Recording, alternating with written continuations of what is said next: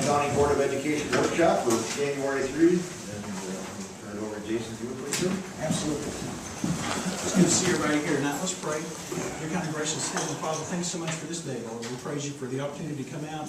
And Lord, we just thank you so much for all your blessings. We ask you to help us tonight as we look through the agenda items and help make decisions that will be in the best interest of our students, Lord, and always bring glory to your name. We love you and praise you. In your name we pray. Amen. Allegiance to the flag of the United States of America and to the republic for which it stands, one nation, under God, indivisible, with liberty and justice for all.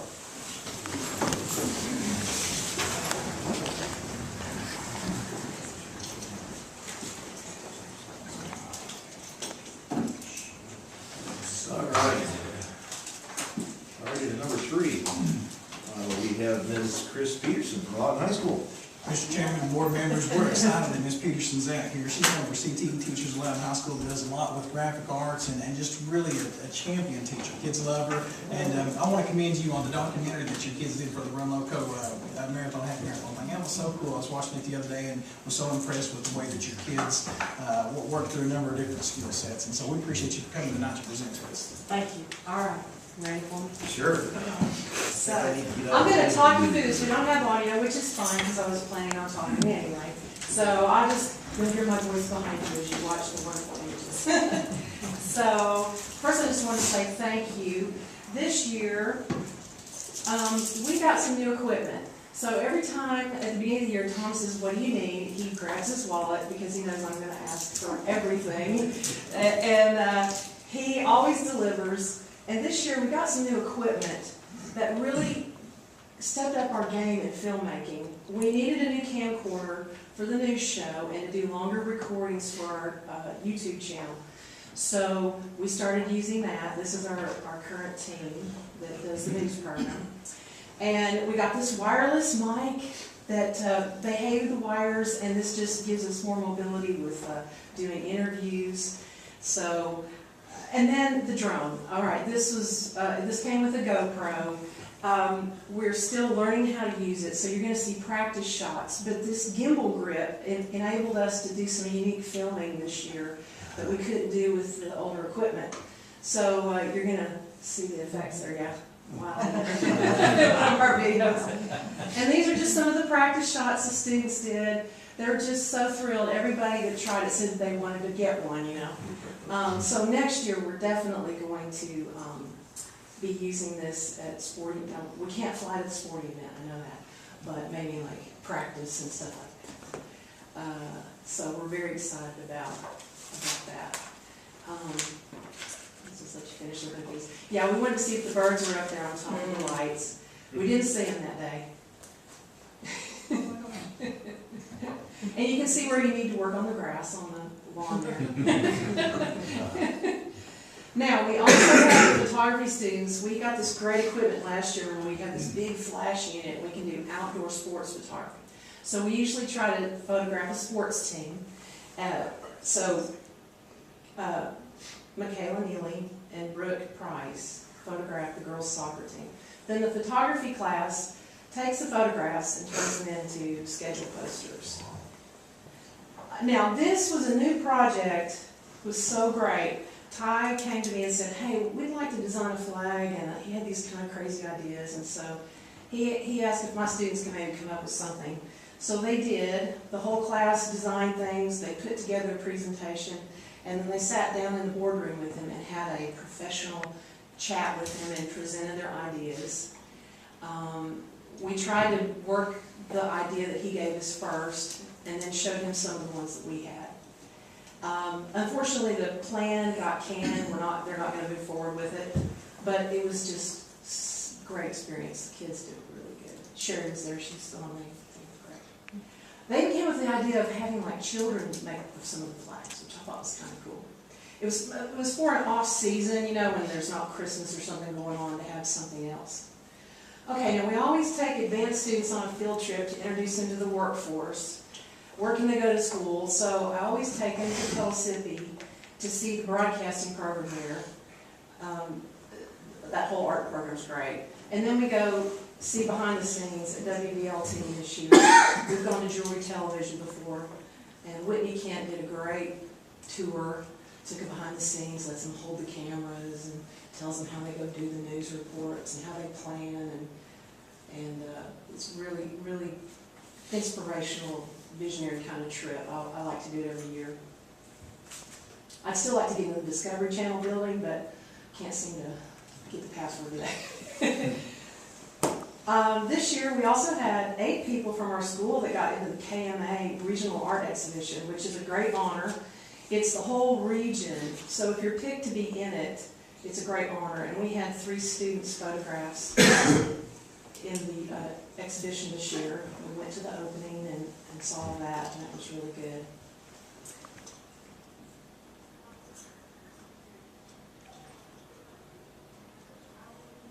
Now, this year is the 14th time we've done this show, so we had an anniversary look-back show, and we looked back at all the winners and the best films, and the show was great. They did a great job. I still couldn't believe I've been here that long. So these are like the first students I ever had that won awards for doing claymation, and we just, it's going on and on.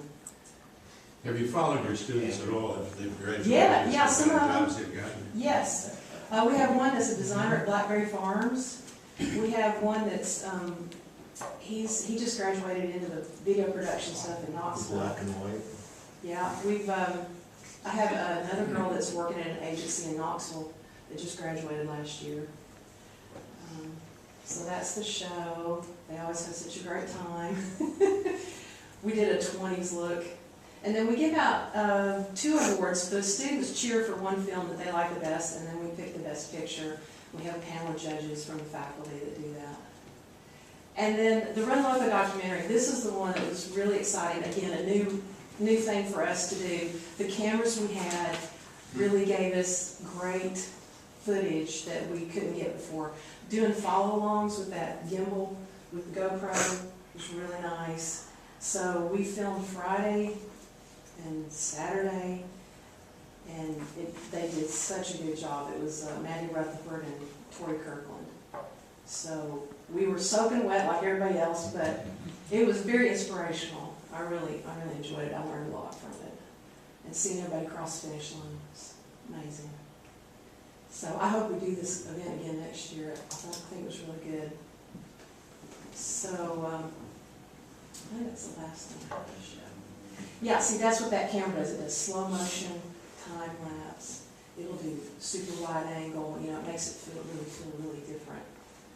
And then, of course, we had some of the rain was blowing straight into the cameras. Poor Maddie, we had a plastic bag over the camera, and, and she kept trying to wipe it off.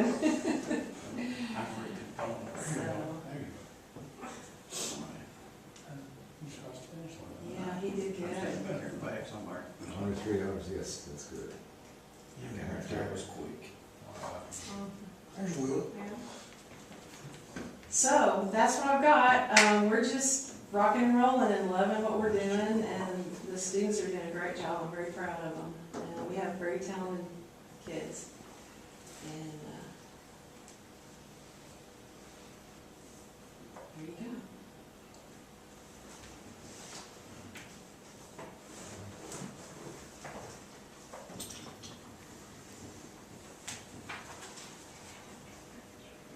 Yeah, thank you. Look at that thing.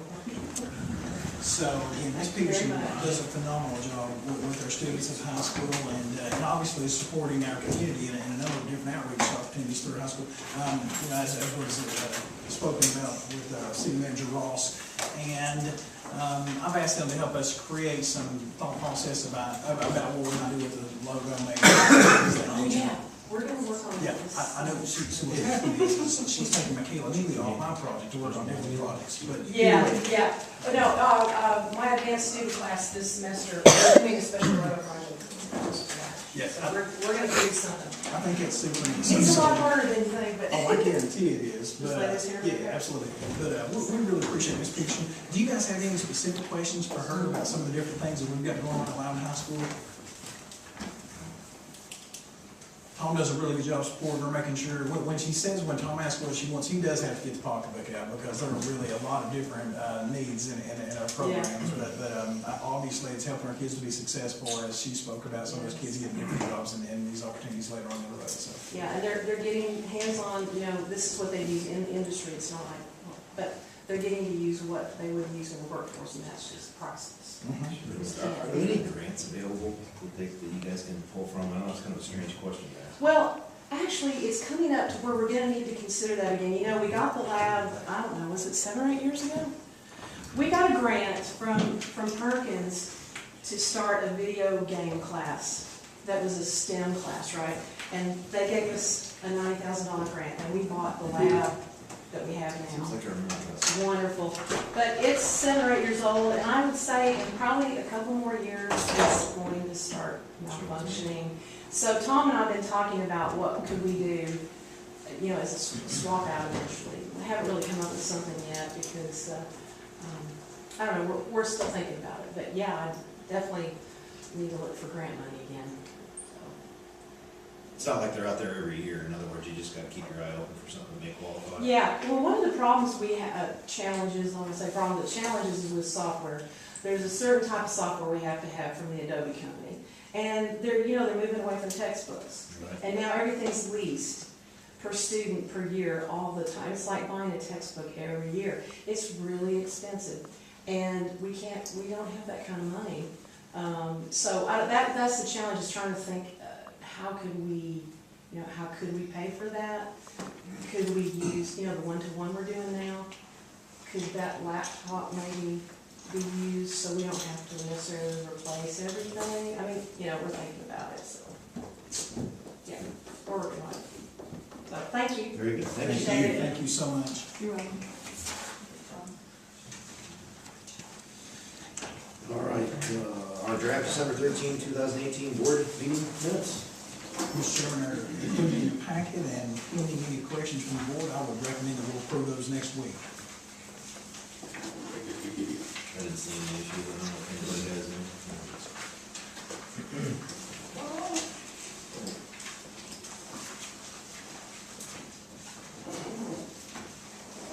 Going once, ladies and gentlemen, going twice. Questions?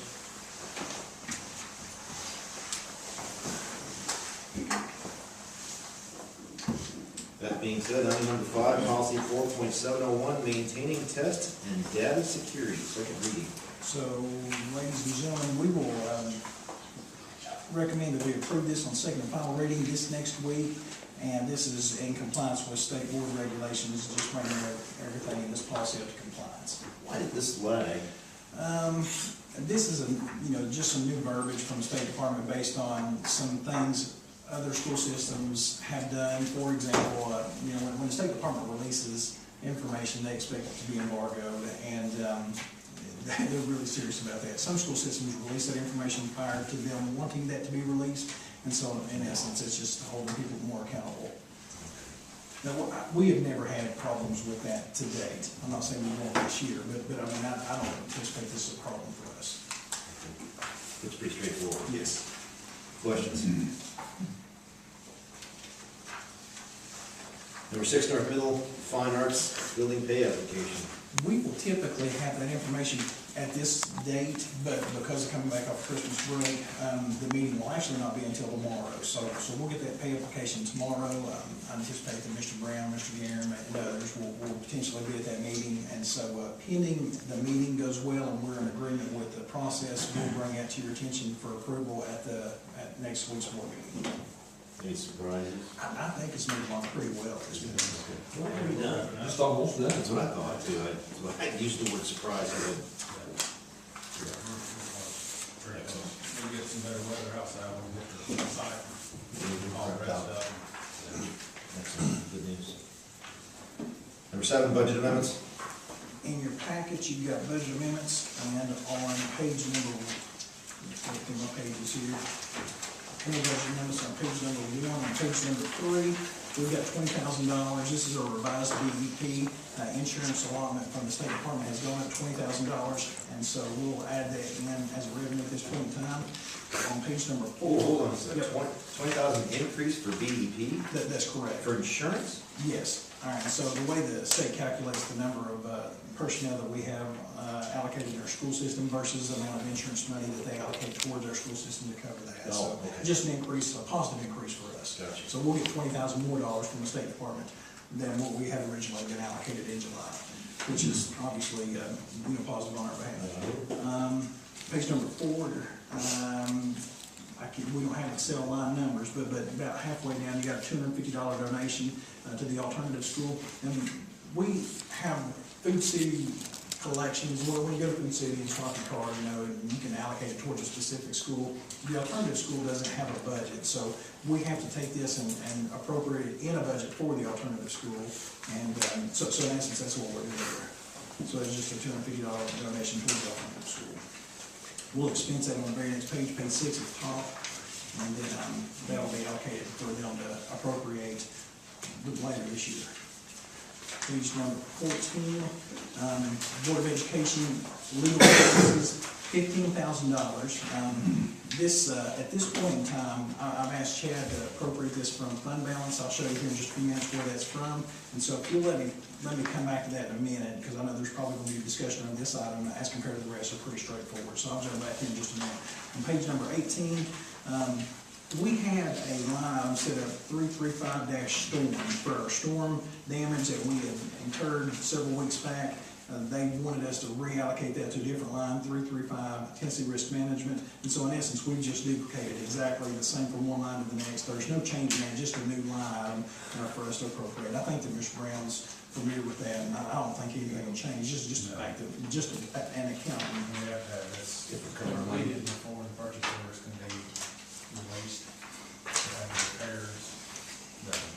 This isn't Department of Energy here? For real, yeah. All right, on the very last page, page number 21, you'll see our total expenditures of $15,250. We have total revenue, $20,250. And so in essence, the very bottom line, estimated ending fund balance will be $5,000. Remember, we got the $20,000 from the State Department for insurance. So if you take the money from fund balance, you would be adding $5,000 to your fund balance instead of the $20,000 if you appropriated from that line. With that being said, I know there was some discussion last board meeting about where to appropriate this from. I think there's several different line items that you could account for. I think you could take it out of our 116 line item, which is our teacher account, our 429 line item at the central office, which is our instructional supplies, our 790 here at the central office, which is our technology or computer line item, or the fund balance, which is where I would prefer to have the opportunity to take it from. With that being said, there's probably some more line items we could manipulate that from if we were to squeeze really, really tightly, but I'm not 100% sure what that looks like. I'm really comfortable with any of those 4 I just mentioned. Was that not voted down at the last meeting, to take it down for the balance? We voted not to do anything with it. Yeah, that's correct. So that's what I'm saying. I would recommend that we take it from fund balance, but if not, we gotta take it from somewhere. And we don't necessarily need to take 15,000. We need some money in that line in order to support our attorney fees, but I'll watch the pleasure of the board. You look into the idea of, before we save some money doing our, spring retreat at LCTC, instead of doing Gallup, You talking about board travel? board travel. Maybe there's a possible question, maybe we could, Right here on page 2, the last, board meeting minutes, was a motion, and it was struck down. To take that from fund balance. That's right, yeah. So we need to decide if you guys want to take it from fund balance, or teacher line item, or instructional supplies, or computer line item, or Well, something. the Kenny's point is, since we turned that down, we need to find another location, another source for it. We probably shouldn't go back to that one again, on the list. Is that what you're saying, Kenny? Yeah. What about 429? That seems like in the central office, that's about as clean, if you use that word. That doesn't hurt. If you want to take it from instructional supply. Now, that said, your very good question there, we could maybe fuel that with some cash from the trail, or something, just a thought. just a thought. Central office is about as, come on, Scotty, what are you, Doc, what are we doing here? What's the thought? How much contingency do we have in 116 right now? we've got about 50,000 plus. Now, I don't know exactly how much plus, we always budget 2 teachers. We've got one at Loudon High School that, from those 2. So we've got, obviously, the one teacher salary would be about $50,000, and there's always extra in that line, because there's always teachers that we budget for that take maternity leave that we can't account for until it happens. And so, I'm sure that we'll have plenty of 116 to cover that. So, That's it, they got 116. that'd be fine. I mean, So everybody knows. again, it's just a color of money. I don't know what the cleanest this year is, I think. And I can care less where we take it from. Obviously, I would prefer one, but it's 6 1 half dozen the other. I'm getting 116 if you guys are. Can you agree with Kenny? that? Yeah, I mean, it just, we have to put money in there, that long it's from somewhere. Oh, well, That's the reason why I yeah, can't believe it yeah. was voted down last time, because we have to pay our bills. So we start with 15,000. Last year was the first year we exceeded that amount, and 15 more thousand makes us 30. Last year we exceeded it and went to like 36 or 8,000. I can't remember what the final dollar amount was. If you put 15 more in it this year, I'm hopeful that that'll get us throughout this year. I know that we've got a case coming up at the end of this month. We'll obviously have several things throughout the year, when we have potential suits that we'll consult our attorney with and things of that nature. I believe that's a fair amount to start with. If it exceeds that, gets close to exceeding that, I'll certainly bring it attention back to you guys. So 116, I'll make sure that happens. Any other questions on the budget amendments? Rate custodial updates, sir?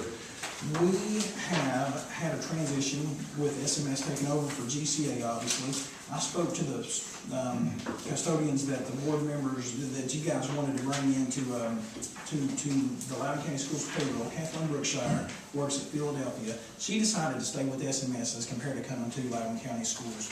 And I think we talked real sweet to her and give her more money than what she was currently making, so she was proud about that. And she's part-time. I think she's going to retire at the end of this year. So I think that works out well for her. I believe that Mary Lackey, Becky Haney, Tina Stutz, and Jasmine Brown will come on board with Loudoun County Schools. We've got their paperwork facilitated, and they've been working with Kathy Touton in regard to timesheets and things of that nature. So I will meet with them and SMS to speak about supervision next Wednesday, I think. I need to get a date hammered down, but I think all in all, things are going well. They've ordered the propane buffers for every single school. They've been working diligently to try to make sure that they take care of things and do it as seamlessly as possible. It's been a challenging task. I mean, it's been hard for them to jump in and try to do it in such a short amount of time. I think that they should be commended for their work. I think they picked up about all of our current employees that we had in our custodial service. Did they get a ride on Beaufort from high school? I hadn't seen it. I was just told that they were getting the big buffers for everybody. I think they'll get propane. I got no idea. I was just proud that they got one for everybody with the sticky. I mean, it's a small facility. You didn't really need one for everybody. You could probably have shared, but that obviously makes it challenging if you don't have somebody transport for you. So all in all, we're hearing pretty good reports. I'm proud about the way that I'm in awe, just to be honest, that it's been as smooth as it has. I thought it'd be more challenging. And there's been bumps, there will be some more, but I really like their leadership and think that they're doing a really good job right now. I'll let you know how that continues to look. Very good. Any other questions on that? All right, school requests.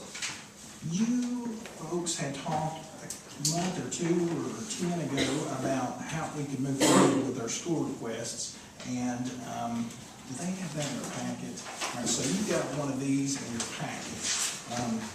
This sheet shows how we do our instructional supply money. Now, what we typically try to do is make our instructional supply money as even as we can. And this year when we started, we tried to make sure everybody had about $110 per kid. Obviously, it doesn't work out exactly that way when schools get more or less kids. It makes it fluctuate. So at the very bottom of that page, you'll see a non-salary per pupil and see that Eaton's about $112 a kid, Fort Loudon $106 a kid, and so forth and so on. So in essence, whenever their population goes up or down, it obviously impacts that number. We readjust every year and try to make it as even as we can. So whenever we think about moving forward with school requests, I think that this might not be an inappropriate model for us to consider if we want to do something like that. Now, you might think this is garbage and has absolutely no bearing on what we're talking about tonight, because I know we had a couple of schools that wanted lawnmowers, like Greenback wanted reimbursement for a lawnmower they've already got. Fort Loudon and Loudon High School wanted new mowers. So you might want to just say, this is what we're going to do on a rotating basis. Then I had a couple of you guys ask me, if we were to do lawnmowers, what would we do to compensate for other schools that don't need mowers? For example, Loudon Elementary said they might could use some cafeteria tables, because that's obviously a pretty big expense, and they're about $1,000 or $1,200 a pop. And North Middle School said they'd love to have band storage. They've got about 140 or so kids in the band program at this point in time. Band storage is ridiculously expensive. Highland Park said they'd love to have a projector screen in their gymnasium for when they have parent nights. Eden said they'd love to have a drop ceiling in their gym. I'm not sure I'm in love with that idea as much as their thought process about adding on to their awning. But I don't think either one of those are inappropriate requests. Philadelphia wanted a drop ceiling in their cafeteria, and Sticky talked about a number of different things that I think that we could maybe consider. I think that Mr. Hankinson and some of the CT folks are working on some handicap accessible things for their playground, and Brian and I will probably speak a little bit later on about what might be appropriate in regard to some sidewalks or things of that nature after we have a chance to kind of sort through this. With that being said, all that stuff isn't free. I mean, you know, it's a little bit of money. You could take it out of fund balance right now one time. You could try to consider how to work some of that into AFT requests. But regardless, I wanted to bring it to your attention and talk you through what we typically did whenever we facilitated funds to the school with instructional supplies, equipment, operations, and professional development money, and see what direction you want me to take at this point. I think this would be a good item for our retreat, you know, sit down and Absolutely. we can hash it out, but I think this will be a long conversation. Well, as I got thinking about this particular request, and then back to our discussions in previous months and previous years about, you know, mid-year kinds of requests, it's an illustration of something that could fall into that particular kind of action. And I got thinking, all right, let's just use that as an example. You know, what kinds of things would prompt us to want to deal with it now as opposed to putting it in the annual budget, for example? Is it an item that's, you know, not necessarily an emergency, but something that needs mid-year action as opposed to new budget action? That seems to me that's one question that we would want to ask ourselves if we were to consider something. Second one that I think this document that Jason has handed out is an example of how do we create balance over time, maybe among schools. You know, if somebody gets a new lawnmower, does that mean everybody gets a new lawnmower if they put in a request for one? How do we create that balance? You know, we could just be pumping up the budget in the process as we do that if we're not careful. Or is this an item that there's another way of funding? For example, we've got booster clubs and things like that. Is that something that really the local school should take care of and not be an item for the board to consider at all? I think that's another kind of question that we need to ask. But we don't have any guidelines or policies written down at this point. We just get a request for a lawnmower. And now, how do we guide ourselves, or how do we direct ourselves as to whether this is a fair, legitimate kind of action that needs to be done now as opposed to something that we... Well, we're contracting out the landscaping and all the mowing, but none of the sports fields get mowed. They have to take care of those themselves, so put it all under landscaping. Well, that's one of the things we can talk about. And, you know, The thing, I guess what I wanted to find out is what are the other schools doing? the thing about it though, if you start talking about the ball fields, I mean, you'll have to mow that function. Here it's season, you'll mow it 3 times a week. Yeah, it's about 3 times a week at least. Instead of every other week, whatever. Well, that's usually about. It's a whole lot cheaper in the long run, you know, that's what I'm saying, it's a lot cheaper, it's a bargain in the long term.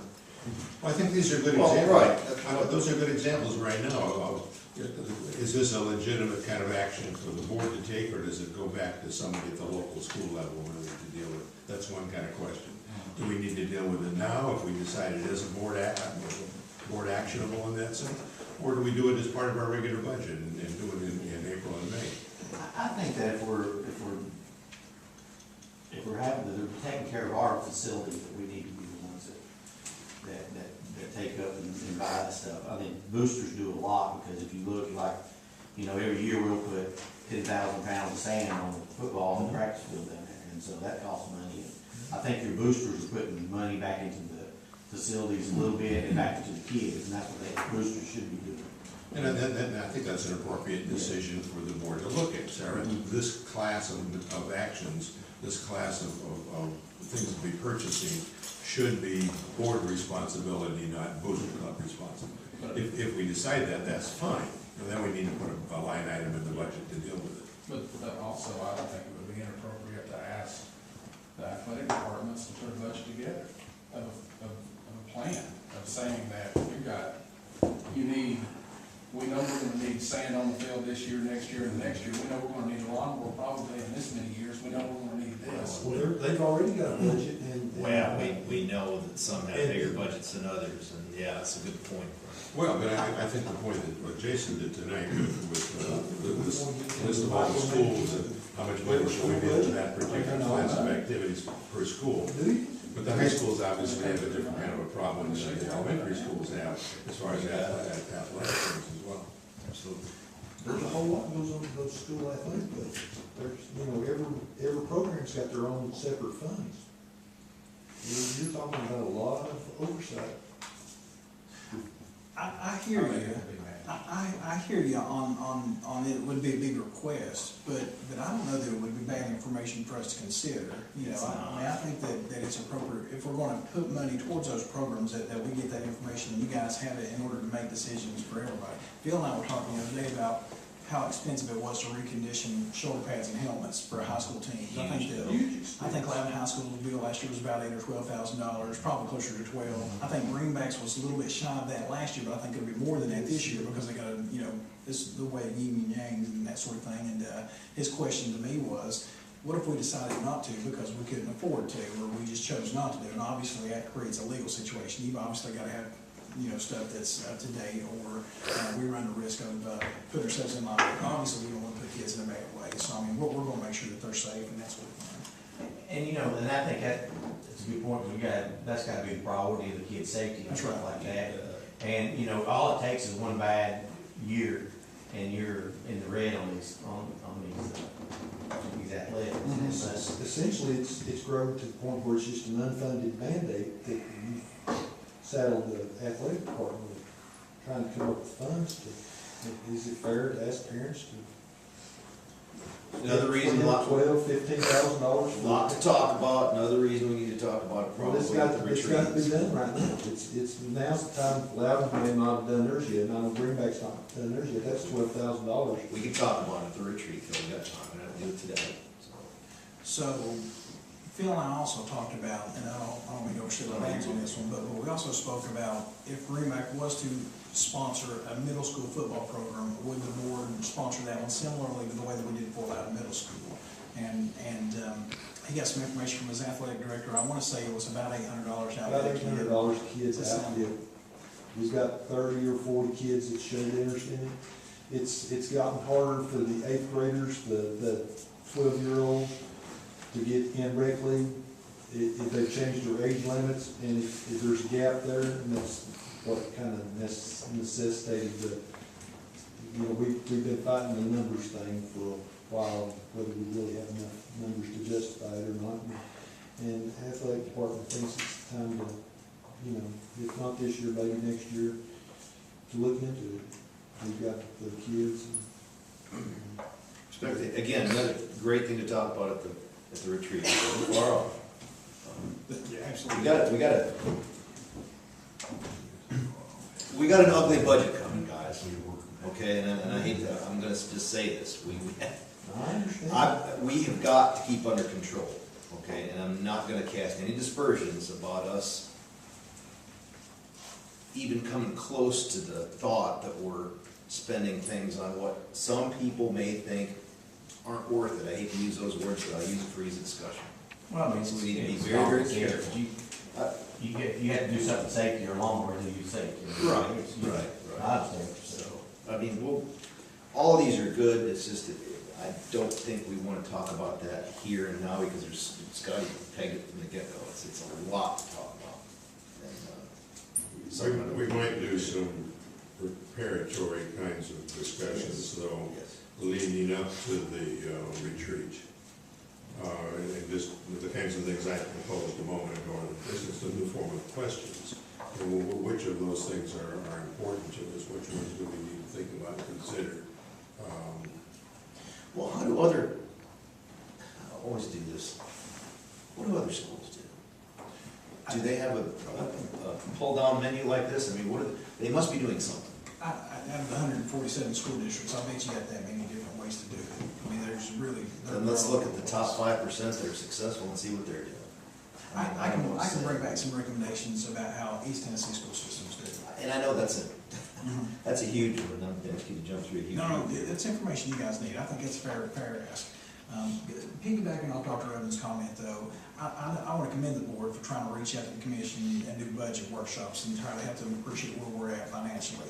I almost think we're to the point where we need to make sure that we're on the same page before we have another budget committee meeting that's joint with the commission, and you guys look at the budget, think the budget through, appreciate how much we've got as compared to if we got growth money, how much we have to cut, if we got 1 penny, how much we have to cut, and so forth and so on, until we determine what's our asking point, because we could obviously cut if we needed to. I don't want to, we could if we needed to, and so we need to make sure we're on the same page, in my opinion, before we come back down the hallway and entertain commission with our budget. Not that your meetings wouldn't be open to commission, but we're on the same page. So it's probably about time to start getting narrowed and focused on that, going right along with all the conversations we're having tonight. When is our next budget committee meeting? We don't have another one scheduled right now. Scotty, you're chair of that particular committee. Yeah, I was gonna ask if we wanted to do one next week, if we still have time to get it in for, if we do one, if we say we'll do one tonight, do it next Thursday. It wouldn't go until next Wednesday's paper. Oh, okay, well Well, then. why don't we think about doing this? With our workshop tonight, we've got our regular board meeting a week from now. How about a week after that, maybe the following Thursday night, we have just a board budget discussion. That sounds good. What date is that? That's gonna be 17th. 17th? I guess put it in there at 17th, we have like 5:36. So there's plenty of time to post that and everything. The county commission has a workshop on that day. Who does? County commission, I think, has a workshop on that day. Oh, we do? We do it before then? Well, we can do it, we don't have to do it, here. We can do it in our office. Or maybe before, because maybe they piggyback on it or something. Just thought. I'd say we do it, that way we'll do it that Thursday and just do it, we can use our office, or our cafeteria prop down there. They're gonna be in here. What time? I mean. Maybe need to do it for, what time is theirs, 6? 6. 6. 4:30, okay? Well, I don't know, that may put Kim at. I know, that's why I'm asking. Well, I don't think, that shouldn't be a conflict for anyone really, if we do it at the same time. same No, night. no, Okay. let's do it at 5:30 and then we'll. It's going, I mean, I might be a little late to do 4. Well, no, 4:30 I'm good. I mean, because if I leave right at time. We'll start at 4:30 then, that way if it gets long. You're the chair, buddy. Let's do it at 4:30 then, that way we can, 4:30 it is? and you'll have plenty of time to get it in the paper when we get it. That's the 17th. Yep. Yes, sir. Very good. Any other school request issues? No, sir, that's all I've got, and we'll bring the information back to you guys whenever we have an opportunity to work this work. Yeah, good discussion, guys. That's a tough one. I mean, we've danced around this so much over the years, and I don't mean to, I know it's all important. Dr. Evan Peg, the best, he's tried several times to structure this over the years, so hopefully we can get some traction for the truth. All right, number 10, any other business deemed necessary by the board director of school? I will be at a work session in Nashville next Thursday morning. I've explained to the group that I'm working with. We work with SCORE. It's a group that supports some of our administrative processes that we're working on in our schools, and working on a funding program to try to figure out a way to continue getting support from those folks. I anticipate that I'll be back, but for whatever reason, if I run into traffic or something like that, I'll be back as quickly as possible. I'll leave in time to get back, but I just wanted to give you guys a heads up. I won't be here on Thursday during the day.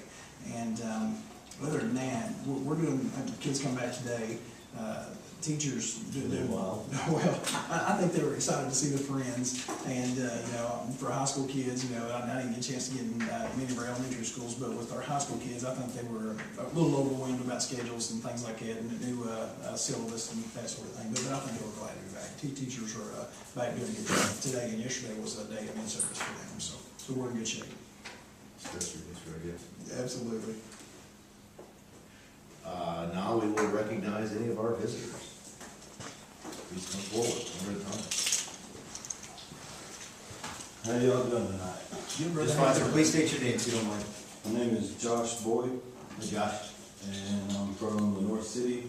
The issue that I'm having today is I moved from one side of the North City to the other. My son was enrolled in Greenback in first grade, and whenever I moved, I didn't check to see how close the district lines are and all this kind of stuff. And I live apparently in the Rome County district, but the North City address, because I'm so close, and Eaton Elementary is right down the road. Now, the problem I'm having is, like everybody knows, you have to enroll your kid in Rome County, I guess. But I'm a single parent, I work in Knoxville, and there's just no way that that's gonna work.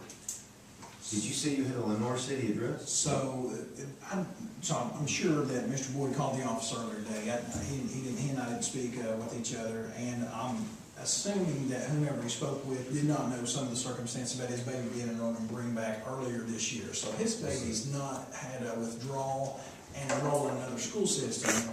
In my opinion, you know, if it pleases the board, it makes sense that he's already kind of grandfathered in, and we would allow him to stay enrolled in Loudoun County Schools. So he's in Greenback School enrolled now, he was there today, for example? No, I pulled him out today, actually, because I was going to handle everything today, switch the schools and get it all going the way it needed to, because we moved right before it let out for Christmas break, and so there wasn't time to do anything at the moment because where I lived at. Fall semester, he was. Technically, yeah. Yes. Still. He's missing one day, that's not. It would have been school day if they let him enroll, but once they realized that he had a Rome County address, you know, according to the policy, we do not. But you want to keep him in the Loudoun County schools, but you want to move him to Eaton's rather than to Greenback, is that your? He can stay at Greenback if that's the way it needs to be, but Eaton would be the best school for him to be in, just conveniently for me to drop him off and get to work, but How would you get into Greenback? I'll take him to the bus stop.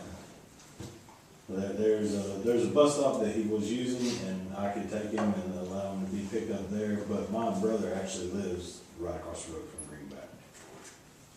I'm gonna kind of go with Director Vance said if he was already in the system. Yeah, it was already. He's kind of, he may have moved, he's kind of covered because he didn't withdraw, he'd be left in there. Until today when we tried to. and I'm not saying don't let him in there, but we, a couple of years ago, done away with that grandfather. I knew that was coming.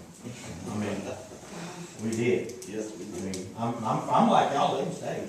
I'm just saying, we can't bring up the grandfather and stuff, because Well, not in that. I guess what I'm thinking is let, I hate to do this to you, but What do we do next year? keep him in Greenback. What do we do next year?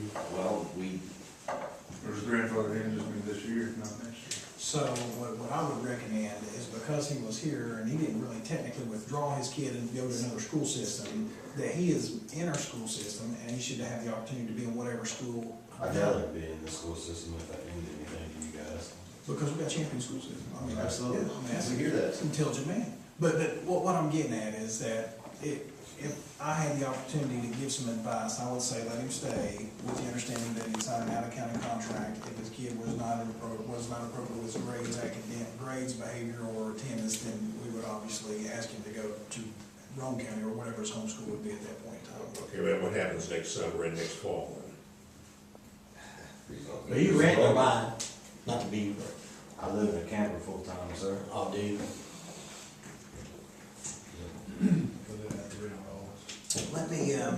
Let me say that it's probably in our best interest to allow this opportunity because of federal rules and regulations that are going to supersede any decision that you make. And I'll just stop He's short of already that. in, I'd say leave, but we need to look back on that grandfather stuff. Because we got kids I know of that go to Philadelphia that moved out of Loudoun County, they don't know there's anything. I guess Mr. Brown probably needs to have Kenny Bento.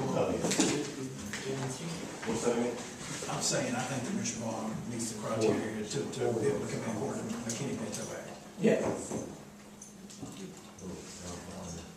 So, To play football. Can we, He will, he's in first grade. they can bring him live to football, I'm just kidding. Look out now.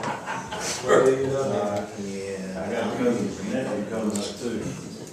He's a hoss. No, does that, He's a that fifth doesn't grader, keep looks me like an happy. eighth grader.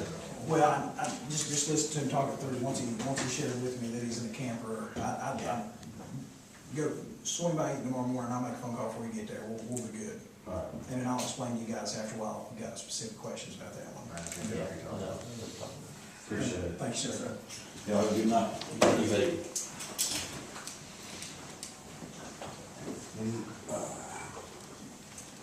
I'm Dwayne Hart. How are you, sir? I certainly appreciate you folks allowing me to be here tonight. A lot of faces I recognize here. As a matter of fact, many of you were on the school board back when I was a guidance counselor at Loudon High School. And some of you, I was your guidance counselor, so Bless your heart. I thought of it. Pardon me? You can't get it right every time. Yeah, you did well with the tough crowd. Oh, yeah, they're all on the school board. But anyway, I want you to know I'm very nervous. I don't know why, because I've spoken at 2,000 people at high school graduation, but sometimes you just get nervous when you get a little older, so y'all just have to look over me a little bit. I made me some notes here so I could hopefully not get too awfully astray. Certain things I want to make sure that I say. I want everybody to know that I've gone through all the proper channels. Guidance counselor, high school principal, Mr. Vance, Mr. Guerin, and now I'm at the school board. As a matter of fact, Mr. Vance invited me to come tonight to present what I had presented with him. A lot of places I'd rather be tonight. I'd rather be at the high school ball game on the radio, so to be quite honest with you, but I was able to get someone very able.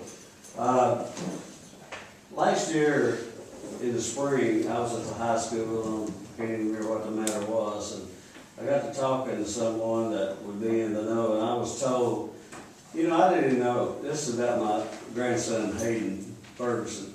I didn't even know that he was in the running for valedictorian. Had no clue. I knew he was a great student, always had been, but didn't even know he was in the running. And lo and behold,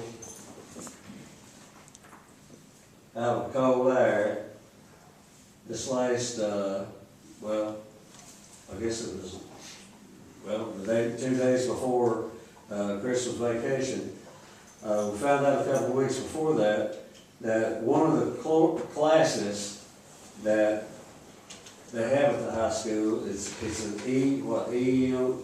EMR class.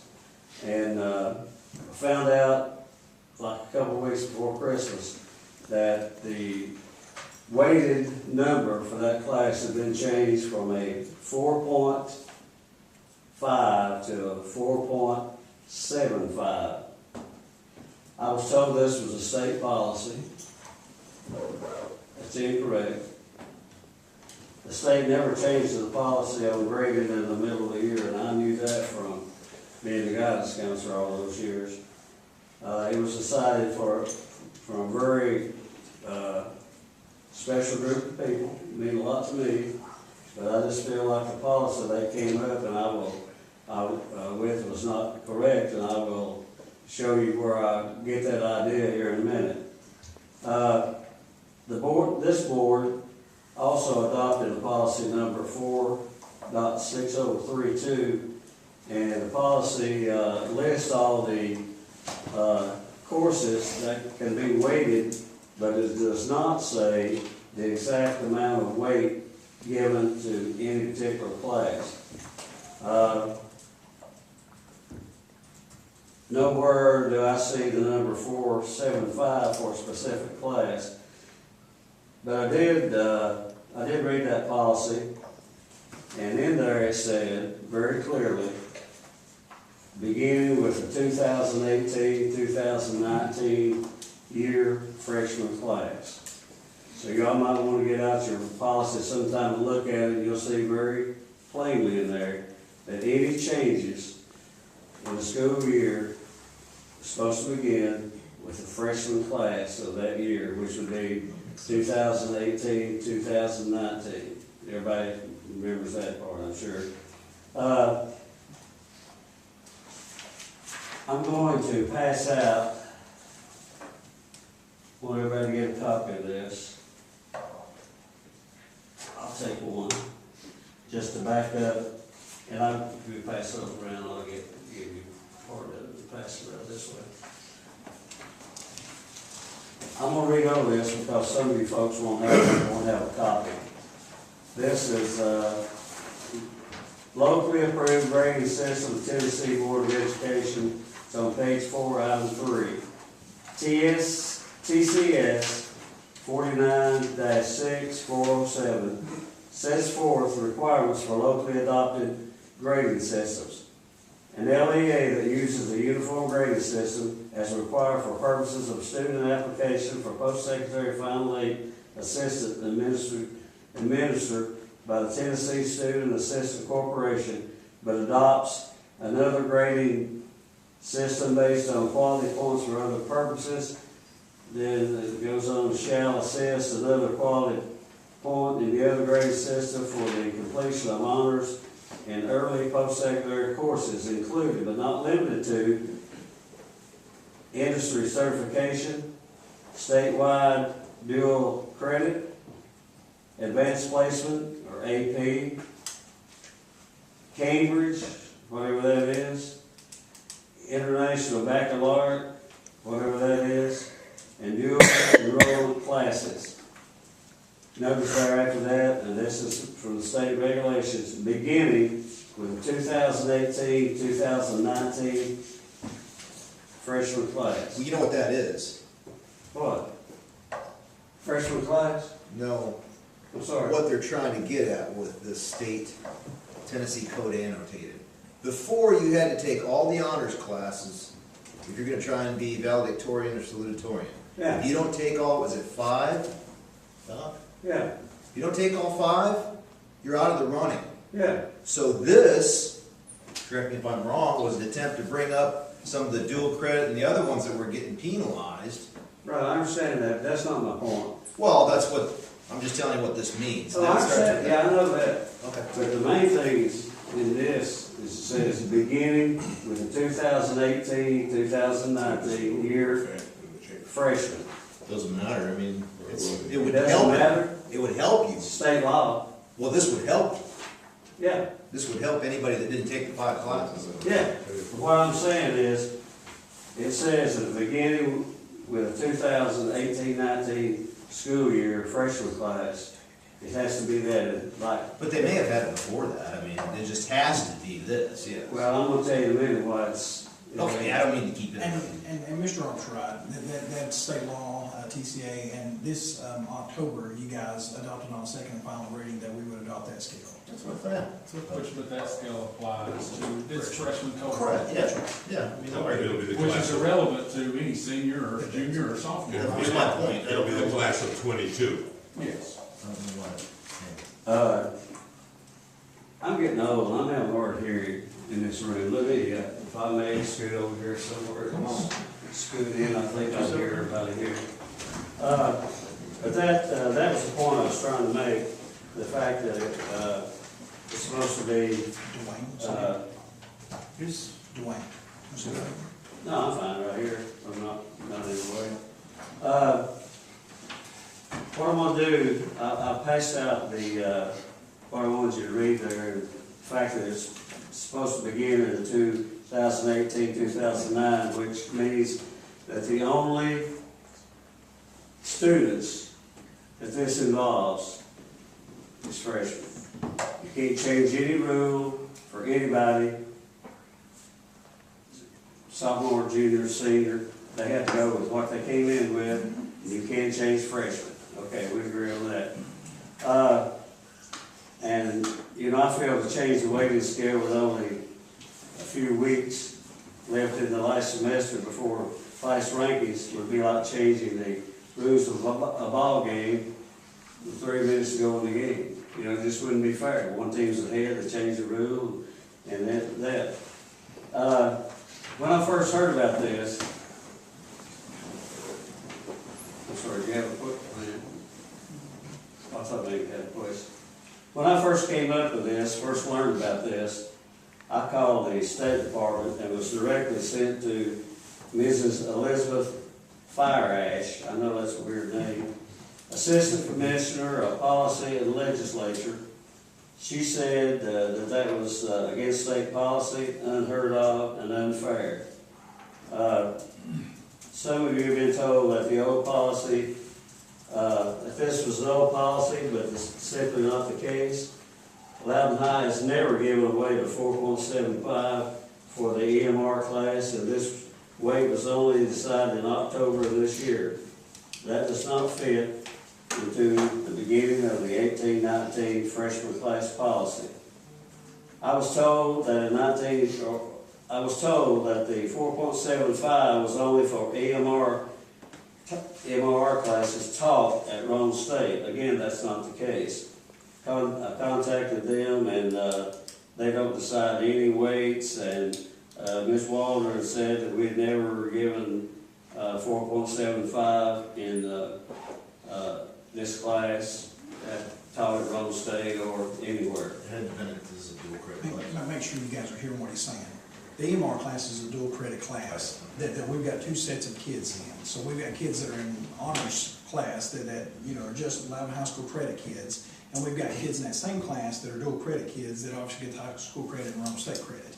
The EMR class is a singular Rome State credit. It doesn't transfer out, but it is entitled a dual credit class. And so what's happened is in years past, it has been at 4.5. And when you consider our current weighting scale, it had been given 4.5 weight to it because the honors class was 4.5. The dual credit class that you guys approved is 4.75. So when it was brought to our attention, what weight should you get for this class if you're an honors kid versus a dual credit kid, we said, if it meets board policy that you should get 4.75 for being a dual credit class, we will apply 4.75 to whomever is taking the class Can I interject a minute? as a dual credit student. But that's, Can I interject a minute? The board policy that you all approved that begins with the freshmen of this year, the EMR class is a 5.0 class. So the 5.0 weighting takes place with this year's freshmen as they move forward. The 5.0 was not applied to this year's seniors. Existing board policy has always said statewide dual credit's 4.75. So it's not, we're complying with existing board policy, not the board policy that you approved. The board policy you approved is a 5.0. So with two sets, that's the only class we've got two sets of kids in, kids that are going through Rome State and kids that aren't. So the kids that are going through Rome State and getting the college credit are 4.75. The kids that aren't are 4.5. So you've actually got two in the same class, which it won't be that way next year. Next year we're only allowing kids that go through Rome State to take the class. But that's where a lot of the confusion has Well, that's why I come was up. confused too, because I thought Jason had said what we had just approved. What you just approved is a 5.0. Which is irrelevant to And we, his case whatsoever. yes, and we did not count it a 5.0. That's for the freshmen and on. But existing board policy has always been 4.75. but I've got a We keep question. going. But let me say this, what you guys approved is only supposed to go into effect, according to your own thing there, for the 2018, 2019. So no matter what you all gave, no matter what ratings you gave it for dual credit, Loudon High School, Rome State classes, clearly says that none of that's supposed to go into effect until the freshman class of 2018 and 2019. Dwayne. I mean, that's clear. Whenever Hayden signed up for these classes, because I'm gonna guess, and I don't know, but Bailey, when do you sign up? In the spring? Did you sign up for the classes you have now? When did you sign up? Spring. In the spring. So my question is when, if, I know Hayden, I had Hayden in school, and I know he's very bright, I know that. My question is because one of the things you said that caught my interest is you said you spoke with Miss Waldron, and she said they've never awarded 4.75 to anyone in that class. That's correct. So now, that kind of piques my interest, because if they've never awarded 4.75, that is the policy that is set now. That is policy. But if he's talking to the lady that handles that material, and she's telling him that has not occurred, whether they went through high school or whether they went through Rome State, then that to me is an error on our part. And I don't work at the high school, but if that's the case, I apologize for that. But with that being said, if Hayden enrolled in the spring with the intention, because you said that he's been watching what he's doing, if he enrolled with the intention thinking a class was one way and it was another, did he have a conversation with Ms. Waldron about the classes, the weights in which he was enrolling? Yes, he kept up very close. He would go to her and try to figure out what classes he needed and so forth. But I called her on the phone yesterday. It just dawned on me after I worked out. Yes, I did work out. And asked her on the phone if they've ever given Giddy 4.75, either here or at Rome State on EM. She said no, never. So that part, when he makes that comment, and I know, the policy's the 4.5 and the 4, I get that. But if you've got the guidance counselor saying that they've never given that, and knowing Hayden, as I know Hayden, from kindergarten on up, I just want, if Hayden did Hayden go to Miss Waldron and ask her the weights of these classes? Because if he did, and she has informed him it was a 4.5, Yeah, he always knew exactly what every class was gonna be. And that's why he didn't take that class, because it was weighted lower. He went on and took pre-cal or something like that. Is this supposedly knocking him out of valedictorian? Is that what this is all about? Probably, yeah. Yeah. So probably when was the change made that changed this? So, October. the high school called our office in October and said it's been brought to our attention that. Let me add one other thing too, going back to what you were saying, Ken. We've added 3 additional statewide dual credits classes to the high school this year that we've never had. So that's brought the statewide dual credit to the light, because we've really not had that choice of classes before. But we got a call, going back to what Jason was saying, in October, we had some kids that enrolled in that class thinking it was 4.75. We had some kids enrolled in that class thinking it was 4.5. So they sought clarification from our office. I'm wondering when they were told it was 4.75. I cannot speak to that. I can just tell you what was brought to our office. Who would have told them that? And when I look at board policy, it's a state, for those, and that's where the confusion is, you've got 2 sets of kids in there. So for those kids that are doing the wrong state, it's dual credit, so it's 4.75. For those kids that aren't going through wrong state, it's not dual credit. So really, it's both, depending on how you signed up for the So class. when was the class completed? When did the student complete the class? It just finished in So December. it just finished in December, but they found out in October after they'd already started in August. At first they thought it was 4.5, but they found out mid-semester. Some kids that thought it was 4.5. Some other kids thought it was 4.75. So it depends on who you were on whether you thought it was a change or not. Well, even the Yes. Let me ask you a question.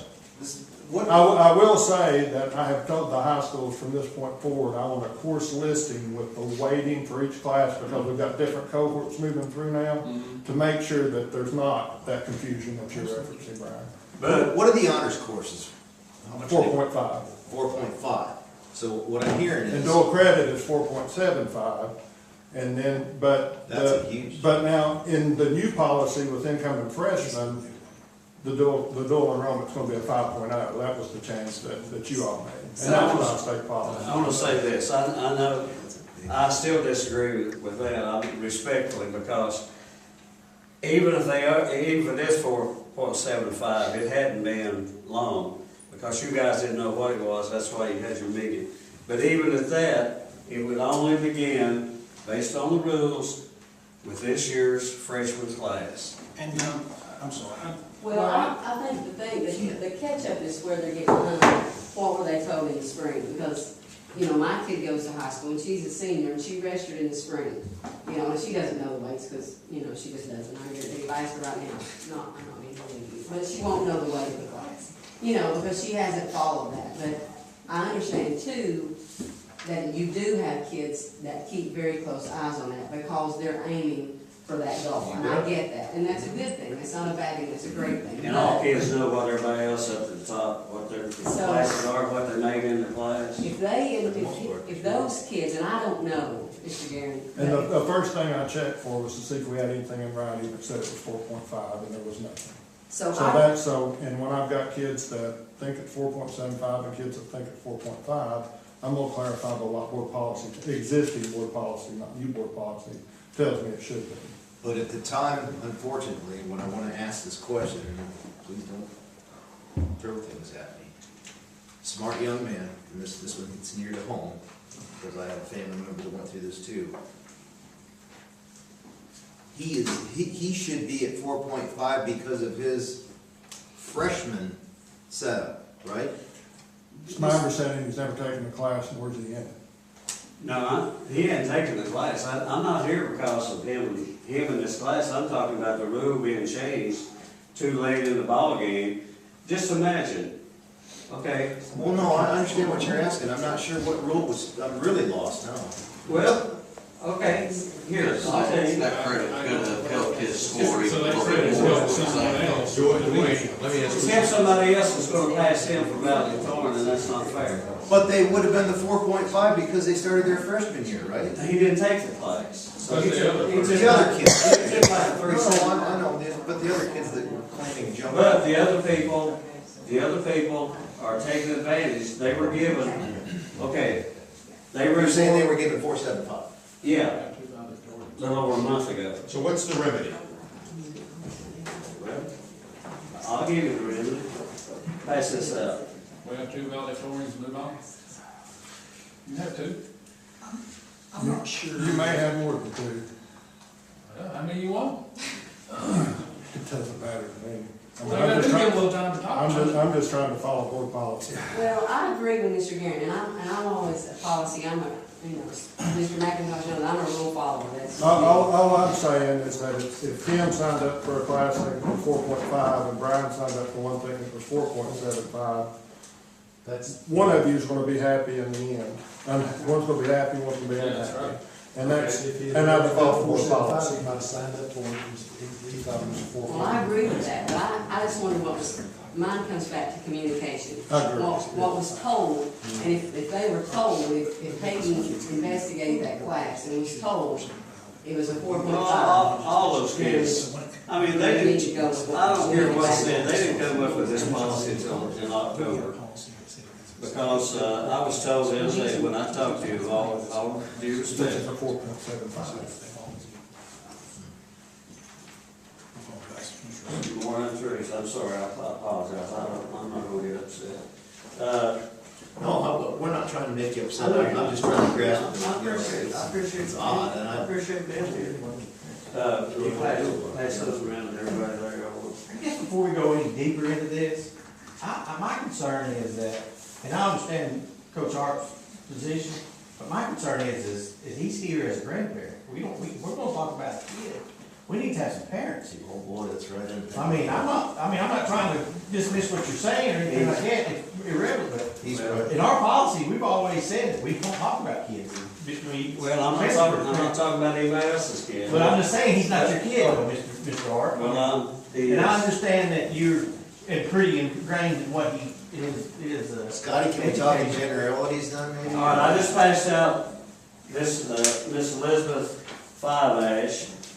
And, the day after I talked to her, she had told me about how unfair this was, and, you know, she's the person that's over all this weighted stuff. And after she had told me, you know, blah, blah, blah, she sent this to me and said, it was really nice talking to you earlier. As I mentioned on the phone, the state law was passed in 2016 that required local grading policies to award certain quality points for honor students.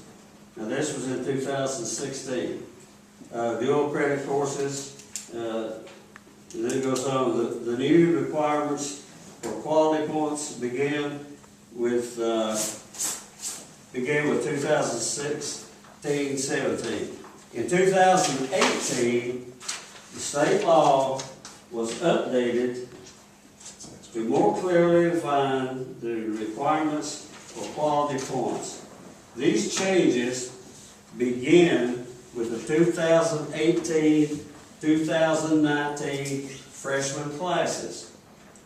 Okay, it was not the intent for districts to change grading policies mid-year or for students who began high school under one grading policy to be moved under a new one. So it definitely, everything says that any changes has to be done with that freshman class, not jumping up to the senior class and start adding points to somebody's grade point average. I don't think we can solve this tonight, but I'm gonna ask the director of schools and Mike to look into this, please, because I don't, government pays me for my grade matter, but I don't understand this. I've already talked to him about absolutely no question. And we can talk about it all, I mean, I'm just not sure we can solve it tonight. Well, now, after reading this that Dwayne just passed out, That's it just a says policy. those new requirements, but it said the law was passed in 2016 that required local grading policies to award certain quality points in 2016, and then it applied to the freshman class of 2016-17. He wasn't even a freshman in 2016-17. No.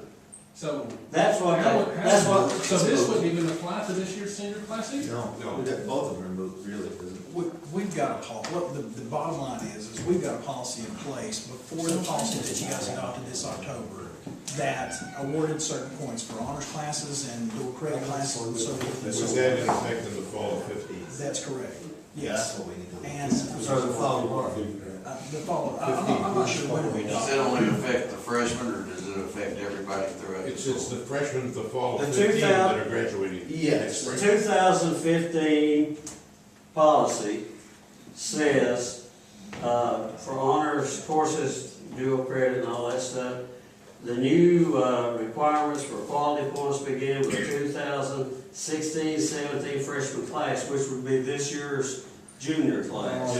That's correct. And in 2018, and I've got it right here if anybody'd like to look at it, sort of marked on that. In 2018, the state law was updated to more clearly define, it's sort of smudged out here, the requirements for quality points. These changes begin with the 2018-19 freshman class. Any change that is made this year, like up in that quality point to. I understand that, but what was the policy that In was in effect, the fall of 15. 1915? Everybody had, everybody was getting 4.50. That's not true. The policy Okay, reflected, the policy reflected that as a state dual credit class, we were supposed to get 4.75. The problem was, and I would be frustrated too, our student believed that, let me not talk about any student specifically. That class had been offered 4.5 for honors kids and dual credit kids, and when it was brought to our attention and they asked specifically, it says dual credit, should you not get dual credit weighting? We said the board policy says dual credit weighting. This was the first year that we offered dual credit weighting to that class based on what school board policy says. But it's also the first year we've had dual credit weighting for the calculus and all the other classes we've added as well. That's I would correct. believe that. I would believe that. And we want to offer as many dual credit opportunities for kids as And possible. we plan to offer more next year. Right. Because in the past, they were penalized for the dual credit because the honors were given more, which is what stung me. It would still be against state policy because this lady says, oh, by the way,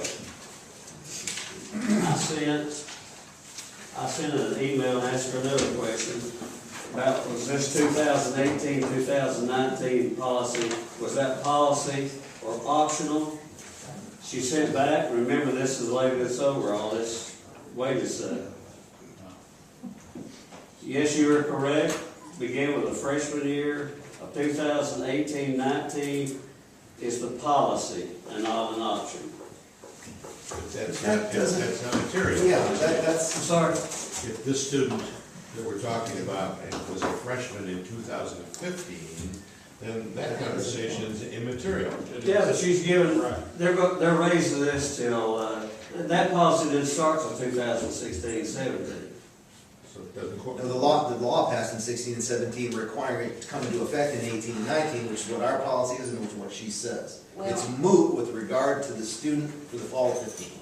Once again, I think that the issue comes back to, from listening to Mr. Arp speak and working with kids and having a kid that is in high school, I think where the problem is at is when I hear him say that the kid was watching, and kids do know, they definitely know who's in the top. I mean, they didn't, I could ask mine right now, I won't, but I guarantee she can name them all. You know, because they know. But I think where the problem is at, when I heard him say that, is that knowing this student, he has gone in the spring and inquired about that class because those kids are calculating weights. That's what they're doing. They're keeping track of that just like we keep track of a checkbook. And he went in there asking what is the weight of this class and was told it's a 4.5. Whether that's, even if it was a 4.75, this is the communication book. He was told a 4.5, so he chooses. Dwayne or the student? The student. So he didn't take that class. He chose not to take that class. He chose not to take it because, remember, we're watching the weights. So this kid turns around and takes a 4.75 class because that kid was with my daughter in class, so I know that. Takes that class because we're trying to push that ahead. Bump some higher To points bump quality. higher, which makes sense. No, I mean, I understand, I And know that. somebody else's kid took that class, took this class and got 4.75. So, I guess in my. So the kid in question took a 4.5 thinking he was getting a 4.7. Well, Was told or no, what? he was taking a class and he knew he was getting a 4.75 for. The kid he's talking about, his grandkid, takes that class, which gives that kid a 4.75, that's what that class was worth. But the kid that he's competing against, if you wanna have the word, took the class that his kid thinks is getting a 4.5. So guess what, now I'm ahead of you, okay? Well, how can he think that if he knew the other kid was getting a 4.75? He didn't, he was told the kid is, that class, remember, the kid went, he just said he taught. He's thinking it's 4.5. He's thinking it based on what? What, that he just said that they had, that there was conversations with the guidance counselor. So it'd be like me telling you that, Okay. you see what I'm saying? And so that conversation takes place. So the kid went to the guidance counselor allegedly and That's what was I'm- told it was a 4.5 and. So if, let's say that he went to the guidance counselor and they said, it's a 4.75. So, okay, guess what, I'm gonna tell you what he's gonna do, he's gonna take 5.0. Okay, that's where he's gonna go, that's where I would go, and I know him, that's where he's gonna go, because he's gonna get those extra points to bump ahead. So, as I hear him To speak, me, he would have done it anyway, thinking he's in the same class, and knowing he's gonna get this, I mean, Yeah, some of this and I don't know- that little piece doesn't add up to me, because if I'm in there with the same kid, I'm thinking I'm gonna take the 5.0 anyway, because I know he's gonna get. they weren't in the same class. Same class. Just said that a minute ago, so. No, Okay. no. Okay. He was in, his kid was with my kid, in the Oh, okay, 4.75. maybe that's the piece I got. So, but the kid that he was I'm glad thinking was you're here, getting the by the way. 4.5 was really, and he didn't realize that. It's, I think is what the problem is. Yeah, I'm following you now. And so it comes down to a communication error. And so if the kid had gone in there and said, his grandson had said, how much is that class? It's a 4.75. Well, I know his grandson, he's gonna take a 5.0, which is gonna give him that lead, which is what he was trying to do. But he was told a 4.5, so. How many 5.0 classes are there? Okay, let me come back to the question. Let's assume for a moment now that there was a communication error of some kind. Now, back to my original question, what's the remedy? Well, I guess this is just me. You know, if I go to the store and I walk in and they've got a price on, I don't know, a GoPro, we just got a GoPro, and the price says $150. And I say, hey, it says $150, I want this. And I get it. And then I get up there to pay for it, and they say, oh, no, wait a minute, that's the wrong price. I'm like, no, wait a minute, it says it's $150. I just asked back here in the sales department, they said $150, it's marked $150. But I'm up here now to pay for it, no, that's $289. Oh, no, well, guess what price they're gonna give you? They're gonna give me $150. No, they're not obligated, they're not obligated. But that's what they do? No, they don't. Uh, No, they don't. You can't Now I compare see. school with Now, I've got No, but I'm just trying to say that, Not that when I one. say one thing, I think you need to honor what you say. Now, I don't know. I understand your point. I don't know where those kids are, Yeah, I mean, but you need to honor what you say. That's just, and I think that's the problem, I don't think it has anything to do with. well, wait a sec though, we've got, see, I guess I'm locking up a And I little don't bit know here, what it's all. but we have very smart kids here. It seems, I don't know, I'm having a little bit of trouble with some of them not knowing where they're, I need to be quiet. We need to look at this, please. I don't want to speak about it in public, and I'd be more happy to get that information to you guys and talk about it individually, because it's a confidential matter with kids' grades and things like that. Well, that's not if we're not mentioning our name. Now, it was pointed out that the kids knew, that took it to Rome State knew they were going for 475, correct? That's what you said? If that's the case, why have we never given a 475 to any student in this class? Let me answer that. No. We were Okay, simply, please. we were in error. We should have always given a 4.5 for honors and a 4.75 for dual credit. We should have always done that. We And didn't until know all that. the other dual credit classes were added, it wasn't brought to the fore. You were supposed to, but you never have, and all of a sudden, you're two months before the end of the first semester, which is the end of the waiting period, you come up with this rule, which puts everybody else at a disadvantage that had gone before, and that's just not fair, plus, it's against state policy. All right, now I'm going to argue and say that we're not against state policy. We're simply realigning what the board policy is. The board policy was always in effect, so the board policy and state policy have always been aligned. We just never honored giving dual credit honored weighting to that one class. And I will say again, I would be frustrated, but once it gets brought to our attention, we didn't know who the kids were, we didn't care, we just simply wanted to make, and it didn't come out right. We didn't want to make sure that we weighted our decision based on any kids. We wanted to make sure that we followed board policy no matter who it was. And it's uniform throughout that cohort. Yes, and so we're not taking anything away from anybody, we're just awarding credit to the kids that are in a specific class. That essentially takes away from somebody. And it came up right here at the very end, when it was too late to do anything about it. And y'all didn't have y'all didn't have a policy until you met in October. Yes. Well, no, well, why did y'all have a meeting? We have daily policies according to state board rules and regulations. We had a policy before that, Yeah. that give It them. wasn't 4.75. Yes, the policy was 4.7. Well, why has nobody ever received that up there? I'm telling you, that we were wrong, that's what I'm saying. The high school did not weight 4.5 and 4.75, it was always 4.5, and the high school was wrong in that. When it was brought to our attention, we said, we're gonna make it right. So my kid's gonna be penalized because the high school was wrong. That's why we're here. Well, need to look into it. Well, I've got here in my notes, some of you have been told that this is an old policy. But simply that's not the case. Loudon High has never given a weighted 4.75 for the EMR class, and this weight was only decided in October of this year. That does not fit into the policy of beginning with the 2018-19 school freshman year. That's the key right there. You act like you don't understand what I'm saying. I understand. You understand? I'm not sure Mr. Simon does, but does that not make sense? I want everybody to be clear. That's the policy that went into effect in 2018, 2019. That's correct. It's correct. But that policy has no effect whatsoever on this year's senior class. That's correct. Yes. I don't know. So it's, senior to me, class it's is- irrelevant. I don't know why he keeps repeating, I know, it has no bearing unless I'm missing something. Here's what I'm thinking. Please, I keep saying. Must be it's the missing same policy. Here, and I'm gonna say this, I'm gonna be done, but here's what I'm thinking. So if you've got your grandson and you've got another kid, and your grandson decided to take a class that is I'm gonna kind of piggyback off what Kim said. If he took a 4.75 class because he knew that this other kid was potentially taking a 4.5 because that's what it had always been awarded, Right. is a 4.5 weighted scale. he knew that he was gonna have an advantage to gain some points on that student.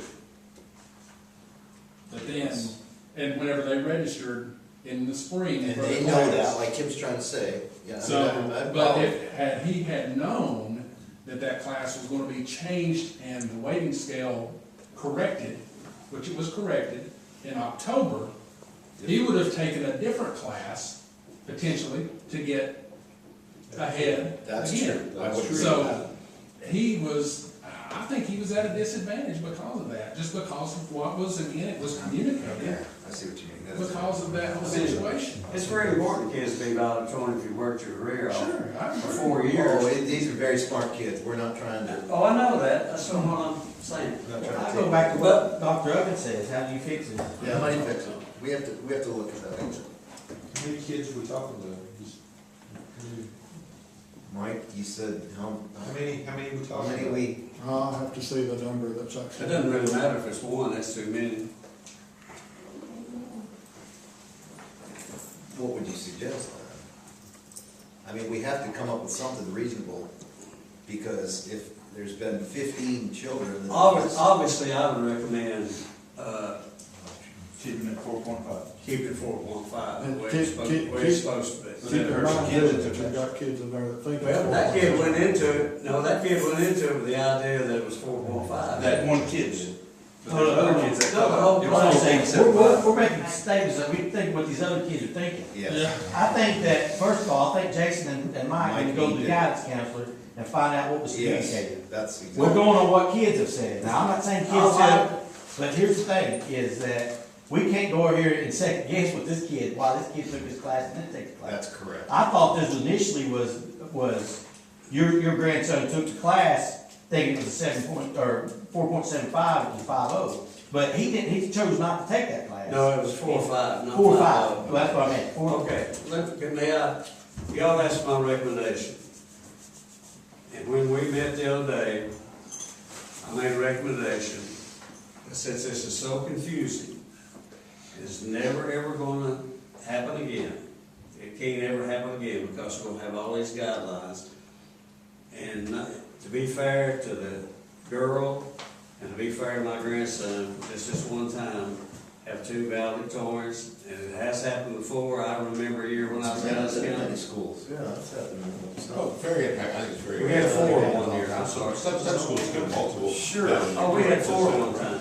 Yeah, that's not unheard of. Well, I just want before, and you know, I think we need to do right by kids, but before we throw our guidance counselor under the bus, you know, she's not here to defend herself. Oh, yeah, no. Okay, so we gotta make She sure. just, like she said the other day, she just did what she saw. Yes, we- But that's not the solution to this problem. What she said is not this. If It's you want not to the throw solution somebody to under this the problem. bus, it's me. I'm the one who said 4.75, because I'm following board policy. But you made that determination in October, I made that determination when it was brought to my attention. which was October. Yes. But it was brought to my attention because we had conflict out there with But see, parents. all and the what- kids until October thought that was a. Not all the 4.5, right? kids. That's what brought it to my attention. That's what I was pointing out, some of them did. We know there are 2 kids involved in it, are there more? But are there more that will be impacted Yes. in the ranking? Yeah, how many are close to valedictorian this may affect, and I don't put you on the spot. We can't answer What'd you say? How many kids are close to valedictorian? We won't answer that. Yeah, I'll talk to you guys about that privately, individually, make sure that you've got all the information that you need to think this through. But going back to Mike's point though, mathematically, if you take away the 4.75 and put it back to 4.5, you're superseding your policy, and you're creating an imbalance again in We're not gonna in go numbers. against policy. I'll tell you that right now, we're not gonna go against policy. I don't know exactly what makes it right. And again, Wayne, if I was in that situation, I'd be frustrated too. You know, I just don't know mathematically how you can work it out and make it right. Well, you know, when we were talking, you said that was a good idea, would I come present that to the board, that whole? I wanted you to come present to the board so they can understand where we're at, because I appreciate the frustration. But with you this. said you didn't want to go against policy? That's correct. you've heard this 1,000 times tonight. Beginning with the 2018-19 freshman class. No, I don't understand what your frustration is on that, I apologize. Everybody else? Beginning with That's 2018. immaterial to this particular Yeah. case, because this is the 2015 freshman class that we're debating right now today, not a 2016 or 17 or. But it follows the class. Like if this year, it's supposed to be with 2018-19, that follows all the way up. That becomes the 2022 Hey, right, graduation. let me say something real quick. I think something that you're confusing is the fact that this policy that you're seeing that 18-19 was adopted at the same time that issue was recognized. And I think you're combining those. Yes. Because the 18-19 policy is totally irrelevant to your grandson's class. That's right. Correct, but it's also irrelevant to the girls are gonna be, their grade jumped up from a. That policy did not make that change to what Mr. Guerin said he changed. Here's where we're getting a confusion, the word class. I was using the word class, the graduation class of 2022. I would use the word course for the particular course, whether it's a 4.5 or a 4.75. No, they're not saying. Well, Class means the class of 2000, not the course, that's the class, freshman class. Yeah. Or cohort. Yeah. Good job. I just don't think, I think this is something we're gonna have to sit down and.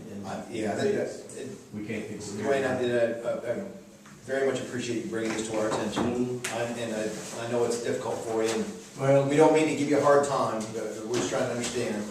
It sounds like you brought up a valid point that we need to take a look at. well, And we can't get into a lot of detail because of a lot of reasons that have been brought up here, but we will take a in your look. all's policy, it says, everything that's in your all's policy, it says, beginning with a 2018, 2019 freshman class. Everything is in your policy. Right. We will not violate our policy. Well, you will if you. Well, so where do we stand now? We're gonna take a look at it. We'll take a look at it and we'll get our, I think you asked for a recommendation back from the director. yes, I did. Back from what, I'm sorry. I asked for a recommendation from the director, so that's where we'll get some clarification. So we'll be where we are. All right, thanks, everybody. Thank you very much. Thank you. I just hope that you'll follow the state policy on that, and that it'll just be fair to both sides. Dwayne, if we put this on the agenda for next week's meeting, I'll make sure to follow up with you. And we felt like it was timely because the top 25 will be announced next week is a board workshop. The week after that, I think on Friday, is when we announce top 25, and so it would be a week and a day after the meeting next week. So I'll try to get some more information to you guys. That's why I'm here tonight. Right. My son is in Green Bay playing basketball, and of course his mom and dad are with him. So that's why I'm here tonight. They agree with what I'm saying, you know. Thank you. All right, thank you.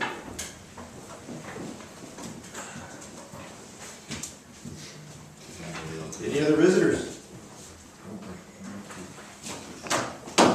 No other visitors? With that, we are adjourned. Thank you. Hey, guys, you got this in your packet, or I think Kelly made you separate copies. It's the Loudoun County Education Foundation. It was in the Loudoun County Living Guide, and it's got the Education Foundation on the front page. On the second page, it's got the Loudoun County Schools, the North City Schools, just some reading information. I think our information was way better than North City Schools. I just wanted to throw that. Looks like it. Yeah. Sure it does. Longer. Wording's better? Yeah.